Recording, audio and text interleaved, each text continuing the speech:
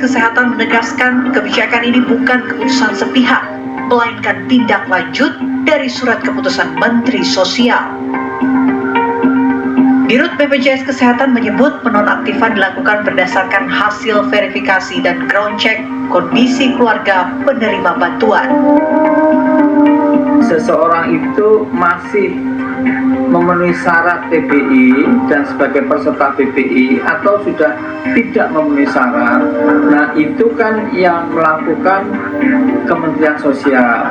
Jadi berbasis pada SK keputusan, surat keputusan Menteri Sosial nomor 3/HUK/2026 itu berlaku mulai 1 Februari 2026 diperbarui data PBI itu gitu. Nah itu dilakukan secara berkala oleh Kementerian Sosial supaya data peserta PBI itu tepat sasaran gitu maksudnya. 13 juta lebih yang kita nonaktifkan, 87.000 lebih diantaranya melakukan reaktivasi dan sebagian lagi berpindah menjadi peserta mandiri dan sebagian lagi dibiayai oleh pemerintah daerah. Di Ponorogo, Jawa Timur, dampak kebijakan ini langsung terasa. Sebanyak 33.000 peserta dinonaktifkan. Pasien BPJS PBI yang sakit kronis dan cuci darah terpaksa beralih ke BPJS Mandiri karena kondisinya mendesak dan lebih mudah pengurusannya dibandingkan mengaktifkan kembali BPJS PBI nasional. Dan salah satu jalannya penyelesaian adalah beralih dari PBI ke BPJS Mandiri, otomatis yang peserta PBI itu jadi BPJS Mandiri.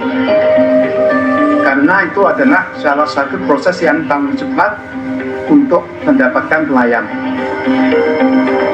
Namun terjadi penambahan. Sekitar 35.000 peserta baru PBI Kesehatan di Ponorogo pada tahun 2026. Dengan demikian, total peserta PBI Kesehatan di Ponorogo saat ini mencapai sekitar 349.000 jiwa. Ada penggantinya kurang lebih 35.000 orang yang masuk ke peserta baru sebagai penerima PBI. Kenapa? Karena dia ada di desa 1-5 yang selama ini belum tercover oleh PBI besar. Kebingungan juga dirasakan keluarga pasien. Ketika anggota keluarga mereka sakit, PBI nonaktif membuat situasi semakin sulit. Aktifnya 2018, terus aktifnya 2026. 2026. Itu sudah nggak bisa dipakai. Itu alasannya kenapa? Nggak tahu. Nggak ada informasi. Terus hari Rabu saya masih bisa pakai cuci, hari Sabtu sudah nggak bisa. Terus saya disuruh ke kantor BPJS.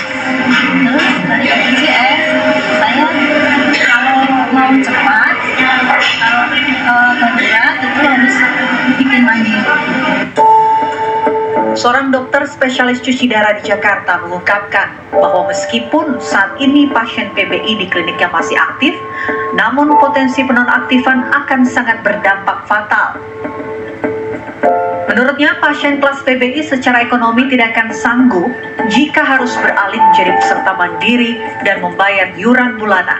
Sehingga solusi pengganti sementara adalah surat keterangan tidak mampu atau SKTM.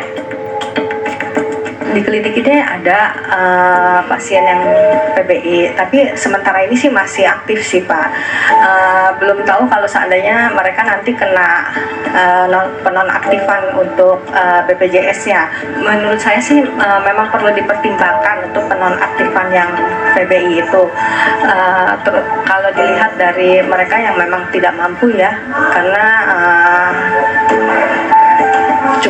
cukup berat kalau mereka harus mengeluarkan biaya dengan membayar iuran BPJS. Komisi 9 DPR RI meminta pemerintah dan BPJS Kesehatan menyiapkan mekanisme darurat untuk aktivasi ulang kepesertaan Jaminan Kesehatan Nasional JKN bagi penerima yang merupakan penderita penyakit kronis. Ini bukan sekedar masalah administratif, tetapi